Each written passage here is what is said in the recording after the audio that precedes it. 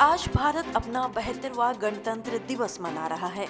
जाहिर है आप सभी गणतंत्र के अर्थ से और उसकी खूबसूरती से वाकिफ होंगे। भारत को 15 अगस्त सन 1947 में आज़ादी तो मिल गई थी, लेकिन देश में अब भी अंग्रेजों का ही कानून था। सभी को एक सूत्र में बांधने के लिए भारत को अपने कानून की जरूरत थी।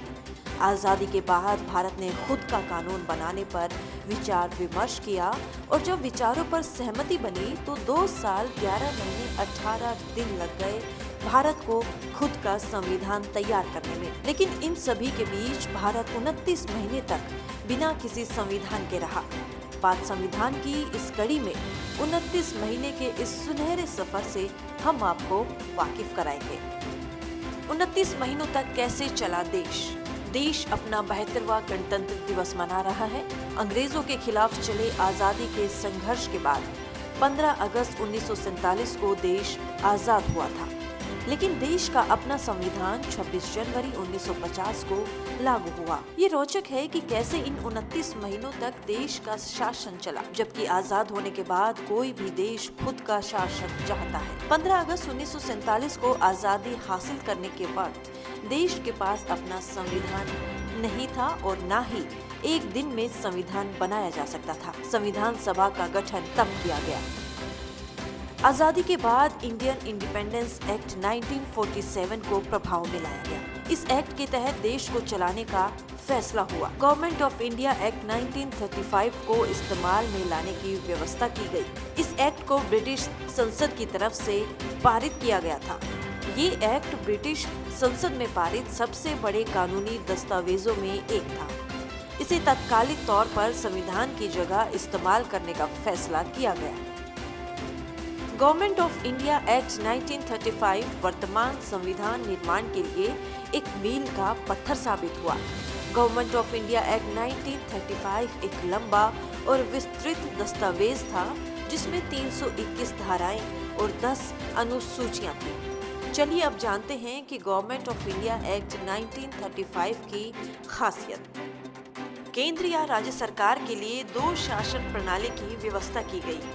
भारतीय सरकार अधिनियम 1935 के तहत एक फेडरल न्यायालय की स्थापना की गई। अधिनियम 1935 के तहत एक केंद्रीय बैंक की स्थापना की गई। बर्मा और अदन को भारत के शासन से अलग कर दिया गया।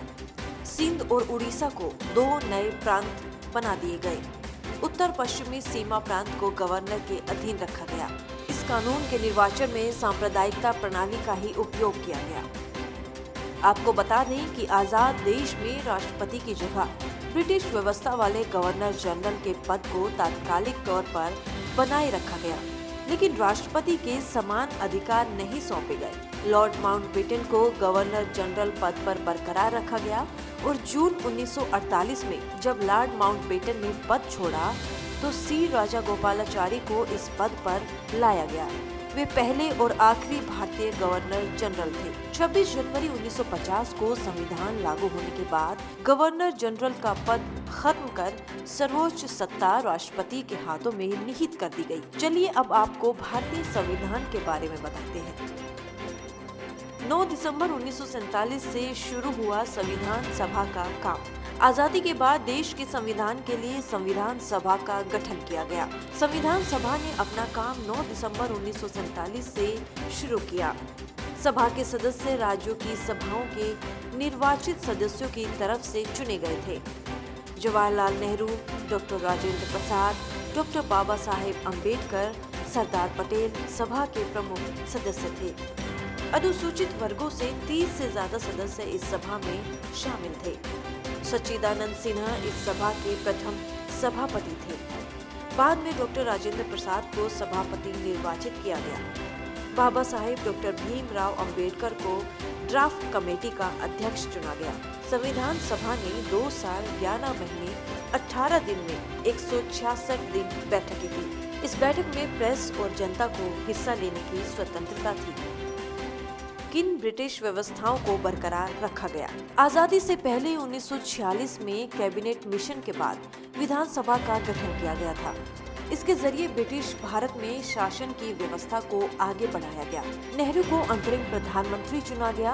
भारत में शासन चलाने के लिए 1860 के इंडियन पेनल कोड जैसे कानूनों को लागू किया गया। ये तय हुआ कि वर्तमान व्यवस्था के अनुसार ब्रिटिश शासन की तरफ से स्थापित सिविल सर्वेंट और सशस्त्र बलों को जारी रखा जाएगा। Bureau report, parliamentary business.